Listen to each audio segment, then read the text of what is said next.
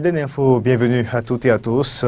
À la une de l'actualité, premier conseil national du parti FUDP de l'honorable Jean-Eudes Okoundé, c'était ce samedi 21 octobre à Dassa.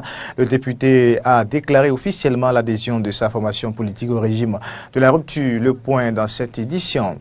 Conférence de l'honorable Dakpe Soussoua Lokossa ce samedi, c'est dans le cadre du bitumage de la voie Lokossa-Wedeme-DV à Plahoué. Décision du gouvernement, le député de la 18e circonscription électorale est allé apporter la bonne nouvelle aux populations. Et puis sur le continent, le président de l'Assemblée nationale ivoirienne, Guillaume Soro, a lancé dimanche soir un appel au dialogue et à l'apaisement politique. C'est lors de son retour dans le pays après plus de 2 mois d'absence.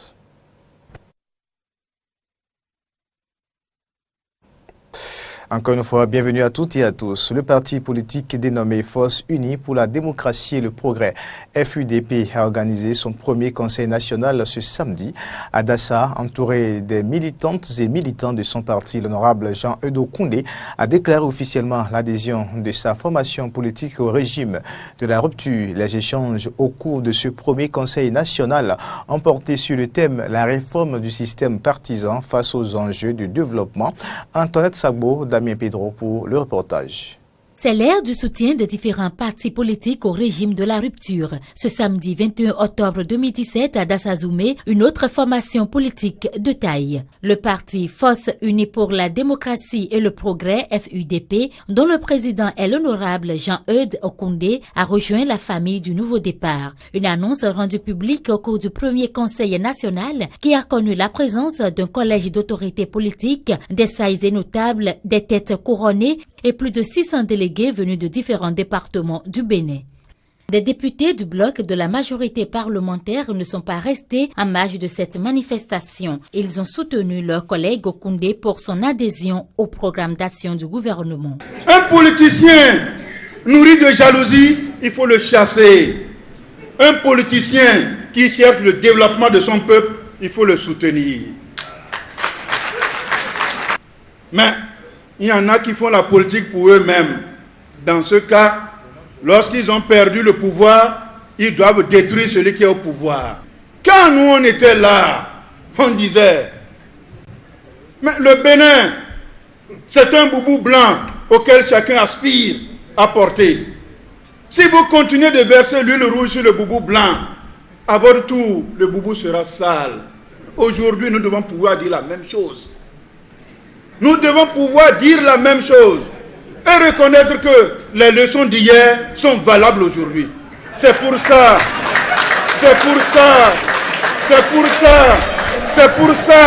je voudrais, ensemble, avec nous puissions accompagner notre camarade Jean-Eudes Okoundé à soutenir l'action du chef de l'État pour le développement de notre Bénin.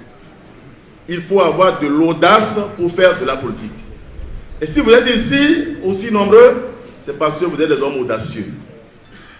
Nous devons soutenir l'action gouvernementale, mais nous devons avoir le courage de dire qu'il y a des difficultés et faire face aux difficultés. Et le saut qu'a fait l'honorable Okoundé est un saut de politique avisée. Élu de la 9e circonscription, initiateur de plusieurs projets de développement dans la commune de Dassazoumé, l'honorable Jean-Eudes Okoundé réaffirme son soutien ferme et sans faille au gouvernement de Patrice Talon.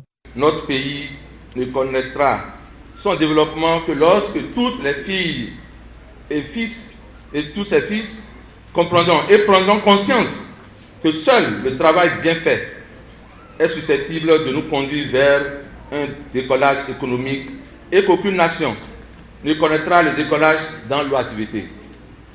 C'est pourquoi, du haut de cette tribune, je voudrais appeler à une mobilisation générale autour du président de la République pour l'accompagner à matérialiser la noble vision qu'il porte pour notre cher et beau pays, le Bénin, à travers son programme d'action.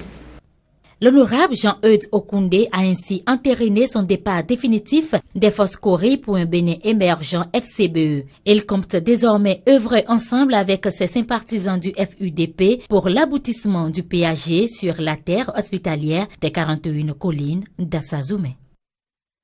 Rendons-nous à présent dans la 18e circonscription électorale. L'honorable Dakpe Soussou peut désormais se frotter les mains car son combat pour le bitumage de la voie Lokossa Wedeme DV Aplahwe a enfin payé. Le gouvernement a annoncé au thème du Conseil des ministres du mercredi 14 octobre le projet d'aménagement de cette voie. Dakpe Soussou, l'élu de la 18e circonscription, est allé partager ce samedi à Lokossa la bonne nouvelle avec les siens. C'était au cours d'une conférence publique qui s'est achevée par un parcours du tronçon à bitumé. Jonas Bochi, notre correspondant Monokufo pour le point. Par cette conférence publique, l'honorable Dakpe Soussou a voulu témoigner de sa gratitude au président Patrice Talon qui a répondu favorablement à sa doléance pour le bitumage de la voie Lokossa Wedeme DV Aplahwe, frontière Togo. Une voie qui lui tient à cœur pour plusieurs raisons. S'il y a une route plus ancienne, plus pratiquée et plus dégradée dans la région Monokufo, dont l'aménagement n'a fait la préoccupation d'aucun pouvoir exécutif jusqu'à présent, c'est l'axe Lokossa Wedeme DV Aplahwe. Pour que son rêve de bitumage de cette voie puisse être réalité, Dakpe Soussou l'a inscrit en première place dans les objectifs de ses combats politiques depuis 2006.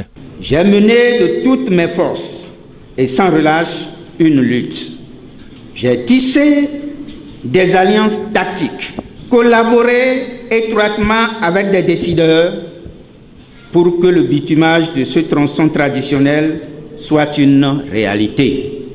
Des promesses démagogiques au roubladisme politique de 2006 à ce jour, seul le président Patrice Talon a comblé les attentes de Dakpe Soussou en respectant sa promesse pour le bitumage de la voie Lokossa Wedeme DV Aplahwe, frontière Togo. Après ma rencontre de partage du contenu budgétaire avec la presse le 29 octobre 2016, l'ancien ministre des Infrastructures et des Transports, sur les instructions du président de la République, m'a téléphoné et m'a rassuré de l'imminence du démarrage des études techniques devant aboutir au bitumage de cette voie.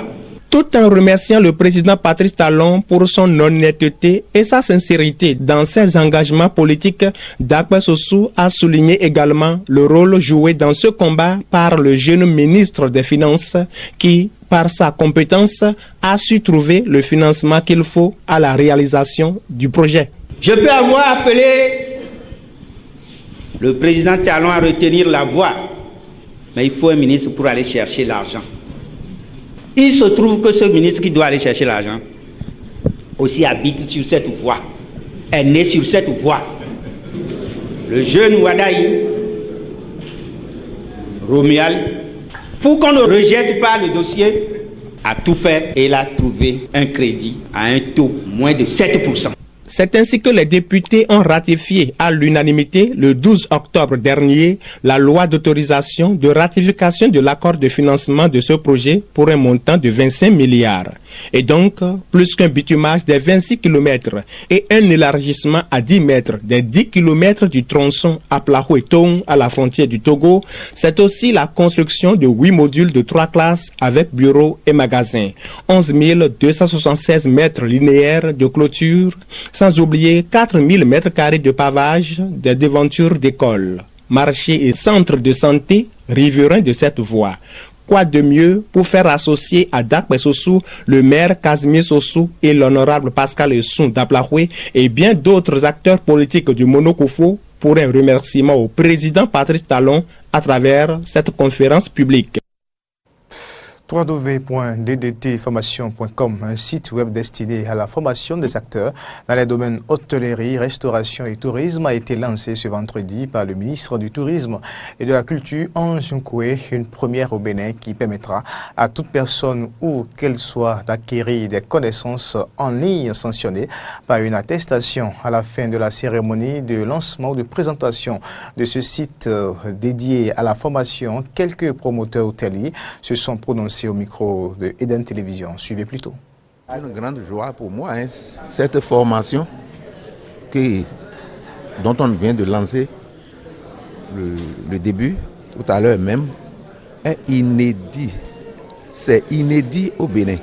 Nous avons eu à faire des formations, mais des formations théoriques qui ne tiennent pas compte des réalités du terrain. Et pourquoi je dis que c'est très important? Cette formation n'est pas seulement théorique, c'est une formation sur le site qui sera faite par des professionnels qui étaient directeurs du tourisme et qui sont à la retraite et qui sont pétris d'expérience. Nous avons besoin de ces gens de formation sur le terrain parce qu'on a beau appris à quelqu'un comment on fait le lit, comment on tient la réception, quelles sont les dispositions qu'il faut prendre pour la cuisine.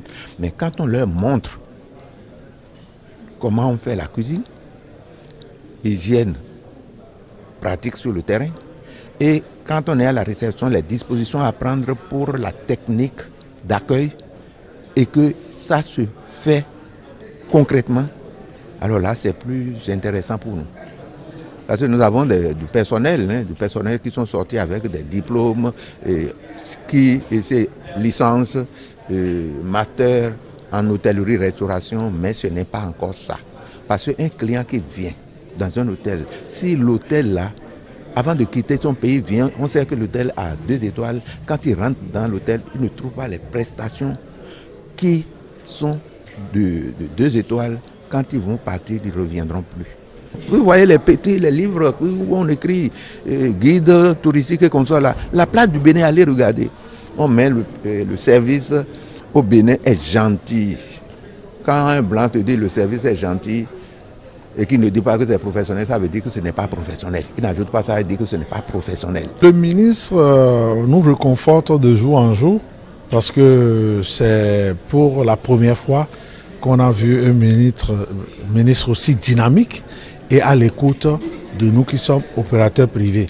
Toutes ces initiatives, nous les accompagnons. De toutes les façons, il y a beaucoup d'initiatives qui sont en cours. Je pense que le plus important, c'est la formation qu'il vient d'engager. Et nous sommes en collaboration avec tous ceux qui traitent de ces choses pour le bien-être de nos hôteliers. Tous les hôteliers n'ont qu'à être à pied d'œuvre pour pouvoir accompagner le mouvement. Parce que c'est le seul gain que nous aurons pour la professionnalisation de notre secteur. Parlons à présent d'une activité sportive qui mérite d'être pratiquée par tout le monde, la natation. C'est d'elle qu'il s'agit. Au-delà des bienfaits qu'elle procure à l'organisme et son caractère compétitif, la natation est un sport d'utilité publique qui peut aider à sauver des vies ou à se sauver de la noyade. Laurent Roland, Tony Kess nous amène dans l'univers de cette activité sportive. La natation fait partie des disciplines sportives reconnues par le ministère des Sports et le Comité national olympique et sportif du Bénin. À ce titre, elle dispose d'une fédération et de plusieurs associations qui permettent aux amateurs et aux professionnels de la pratiquer. Mais au-delà du caractère compétitif, la pratique de la natation, comme tout autre sport, a des avantages. Au niveau de la santé, par la natation, que nous appelons communément un sport complet, on peut entretenir le corps. D'accord, et entretenir sa forme. On peut perfectionner le fonctionnement de l'organisme par les exercices et par la natation. Ça, c'est ce qui concerne le corps. Un autre avantage, le plus important, c'est que la natation est un sport d'utilité publique. Je vais m'expliquer. Vous pouvez sauver quelqu'un qui se noie, si vous savez sauver, et vous pouvez vous-même vous sauver la vie en cas de danger. C'est là où la natation est un sport d'utilité publique. Sur le plan compétitif, la natation a bien des règles qui régissent sa pratique. Il existe également plusieurs types de nage. La brasse, le papillon, le crawl, encore appelé nage libre, et le dos crawlé. Chaque nage a également ses règles.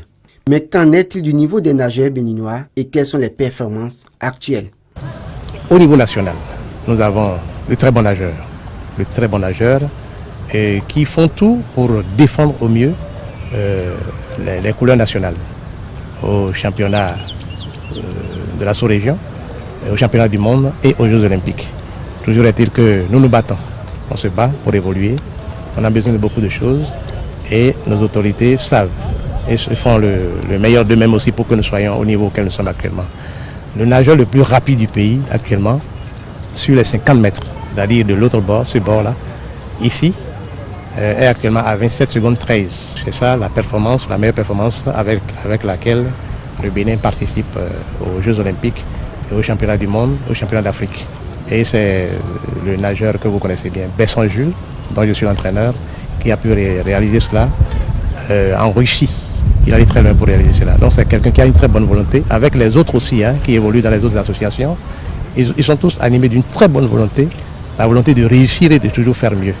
Ceci prouve combien les nageurs béninois ont de beaux jours devant eux et peuvent hisser encore haut le nom du Bénin. Mais loin du volet compétitif, il convient de préciser que la natation est l'activité sportive que nul ne saurait ignorer. Si vous n'avez pas l'information, vous ne pouvez pas savoir qu'à tout moment dans vos déplacements, vous êtes menacé de noyade. Vous êtes menacé de mort par noyade. Il suffit seulement qu'au cours d'un déplacement, vous tombiez dans l'eau. Qu'est-ce que vous allez faire? Et voilà que vous ne savez pas nager. Quelque chose de très simple que vous pouvez faire, la brasse, la nage la plus facile. Donc, c'est un sport obligatoire. Quand vous en parlez à certaines personnes, elles vous disent non, non, aussi, mais non. Tu peux à tout moment te retrouver dans l'eau. Vous pouvez vivre de ne pas savoir faire tous les autres sports. Je dis bien tous les autres sports. Mais vous pouvez mourir de ne pas savoir nager. De la natation, on passe à une autre discipline sportive, le jeu de balle au tambourin. C'est désormais la nouvelle discipline sportive qui est initiée au Bénin pour le plaisir des sportifs. En quoi consiste ce jeu de balle au tambourin? La réponse avec Laurent Roland-Niquet et Fiacre Voiton. Désormais, une nouvelle discipline inscrite au nombre des activités sportives au Bénin, le jeu de balle au tambourin. Qu'est-ce que le jeu de balle au tambourin et qu'est-ce qui fait sa spécificité? Le jeu de balle au tambourin, c'est une discipline collective qui se joue individuellement. C'est un jeu qui se joue comme le tennis et les règles sont presque les mêmes, mais le décompte diffère légèrement. Et la différence ici entre tennis et jeu de balle au tambourin est qu'il n'y a pas de filet. Le jeu ne se joue pas avec raquette, mais plutôt avec tambourin. Et tennis dépressuré. Le jeu de balle au tambourin est créé dans les années 1860, précisément dans le Languedoc en France. Mais il faut préciser aussi que cette discipline se pratiquait en Italie en 1660. Ainsi, avec la collaboration entre les deux pays, une fédération a été créée en 1909 et des règles communes ont été rédigées. En 1923, après quelques années de suspension, la France a repris les activités. Aujourd'hui, cette discipline qui est considérée comme une discipline typiquement française se pratique dans plus de 30 pays dans le monde, sauf en Afrique. En dehors de la diaspora sénégalaise qui pratique ce jeu en France, le Bénin est le premier pays où la balle au tambourin se joue. Nous avions connu cette discipline grâce à la collaboration d'un ami qui est aujourd'hui le vice-président de la Fédération internationale du jeu de balle au tambourin. On l'appelle Chaudi Monkoussi. C'est grâce à lui que nous avions connu la discipline et on a commencé la collaboration depuis 2015 et ce n'est que le 22 janvier 2017 qu'ils nous ont envoyé de matériel. Sinon en 2015 déjà on jouait, on faisait la théorie. On n'arrivait pas à pratiquer, mais quand on a reçu le matériel avec les vidéos et autres, on a commencé la pratique. Le jeu de balle au tambourin n'est pas encore une discipline olympique, mais il est reconnu par les comités nationaux olympiques des pays où il se pratique. Des associations pour la promotion du jeu de balle au tambourin sont créées dans certains départements du Bénin et en cours de création dans d'autres. Ce qui, à terme, permettra de créer la Fédération béninoise de jeu de balle au tambourin, une nouvelle discipline à prendre désormais en compte. Et maintenant, les infos hors du Bénin. Le président de l'Assemblée nationale ivoirienne, Guillaume Soro, a lancé dimanche soir un appel au dialogue et à l'apaisement politique en Côte d'Ivoire. C'était lors de son retour dans le pays après plus de 2 mois d'absence. La presse ivoirienne et de nombreux observateurs spéculent depuis des mois sur des tensions croissantes entre Guillaume Soro et le président de la République, Alassane Dramane Ouattara, prêtant à Soro l'ambition d'accéder à la tête de l'État lors de la prochaine élection présidentielle en 2020. Spéculation renforcée par la longue absence de Guillaume Soro. Celui-ci a d'ailleurs apporté quelques éléments de réponse à toutes ces spéculations. Écoutons Guillaume Soro. Je suis venu pour prendre toute ma place dans le jeu politique, pour non seulement contribuer du mieux que je peux à l'apaisement, et aussi fidèle, n'est-ce pas, donc à l'engagement que j'ai pris depuis le début de l'année, à continuer à travailler à la réconciliation et à la paix encore une fois. Je vous ai dit mon engagement, malgré les quelques difficultés ou soubresauts que nous pouvons connaître, à travailler à l'apaisement. C'est l'occasion pour moi de lancer un appel à tout le monde pour que nous allions dans le sens du dialogue, de la paix, de la tranquillité. En milieu scolaire, le harcèlement sexuel reste un sujet souvent tabou. Au Gabon, les relations sexuelles entre enseignants et élèves deviennent même un moyen de pression sur les résultats scolaires. Reportage. De Libreville, on parle de moyenne sexuellement transmissible à chaque résultat d'examen. L'expression désigne les relations sexuelles entre un enseignant et une élève afin de changer les notes. Certaines étudiantes parlent de harcèlement sexuel de la part de professeurs qui utiliseraient les notes comme moyen de pression. Il a commencé à me faire des avances. J'ai commencé à refuser, jusqu'au jour où il m'a mis 0 à mon premier devoir. J'ai dit, je ne peux pas avoir 0 dans la mesure où c'est une dissertation. Il m'a dit, vous n'avez pas à vous justifier. Je vous mets 0 jusqu'à la fin de l'année. J'ai une amie qui a triplé la licence de droit parce qu'elle a refusé ses avances. Le phénomène, pas nouveau, reste tabou chez les étudiants. Peu de cas sont remontés jusqu'à l'administration. Ce phénomène existe, on ne va pas le nier. Mais concrètement, il est difficile de prouver que c'est une moyenne sexuellement transmissible à partir du moment où il n'y a pas eu de plainte de l'étudiant. Nous, on subit aussi des pressions de la part des étudiants eux-mêmes qui nous proposent parfois de l'argent. Argent ou pression sexuelle, les notes sont souvent faussées et les professeurs comme les étudiants se renvoient la responsabilité. Mais du côté des élèves, la peur de représailles sur le parcours universitaire empêche de porter plainte. Au Gabon, la loi prévoit des sanctions pour harcèlement sexuel contre toute personne occupant une position hiérarchique.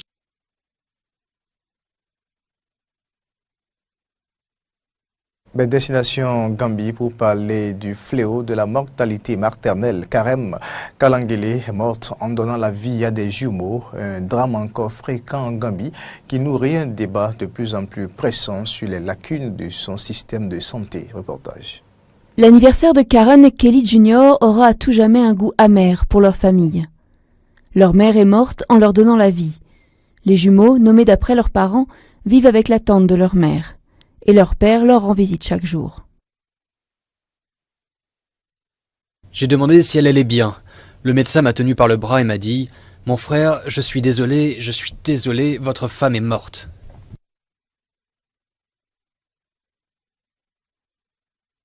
Pour toute explication, la famille a dû se contenter d'un certificat de décès qui conclut à une embolie pulmonaire. 6 mois plus tard, la tante de Karen peine toujours à retrouver la paix intérieure. Je pense que les bébés ont ramené le bonheur, ils nous ont redonné le sourire et tout.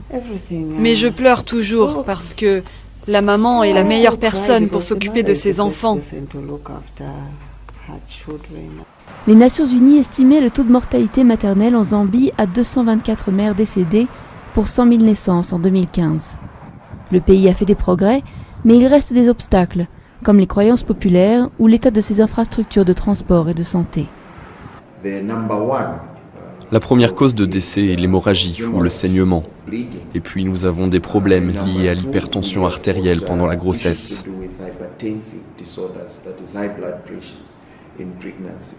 L'Église catholique, les ONG et les médias tirent la sonnette d'alarme et les autorités se sont fixés des objectifs ambitieux.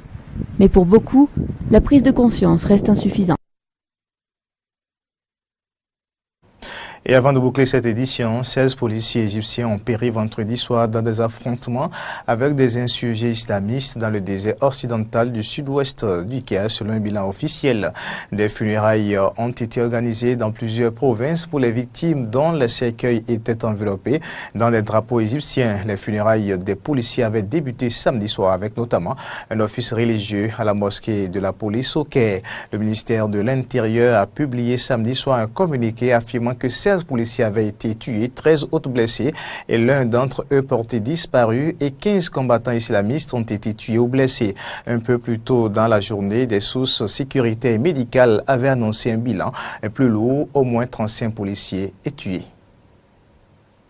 Et c'est sur cette information que nous bouclons cette édition. Merci de l'avoir suivi et à très bientôt.